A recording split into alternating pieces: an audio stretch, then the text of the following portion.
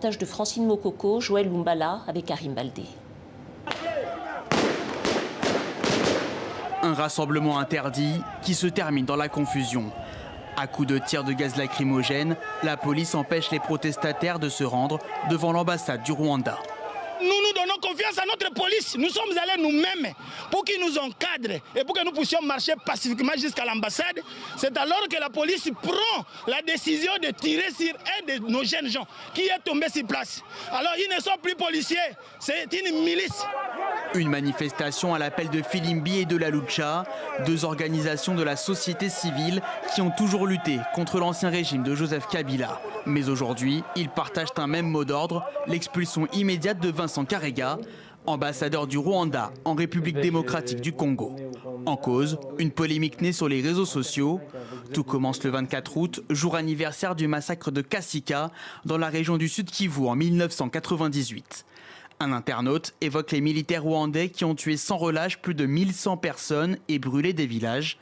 En réponse à ce tweet, Vincent Karega réfute une telle mise en cause de son pays. Narratif simpliste pour des accusations graves.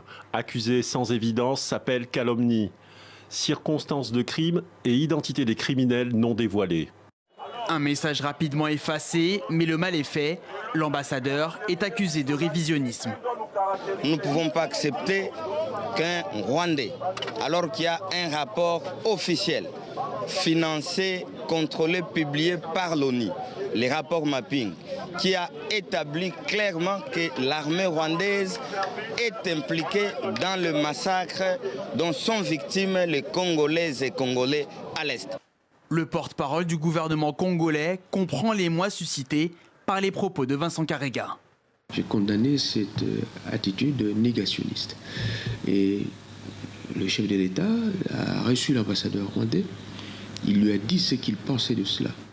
Les autorités de Kinshasa veulent calmer le jeu. Pour elles, la responsabilité de l'État rwandais n'est pas engagée. De son côté, Vincent Karega se défend de tout révisionnisme, mais cela ne suffit pas à calmer la colère d'une partie de l'opinion congolaise.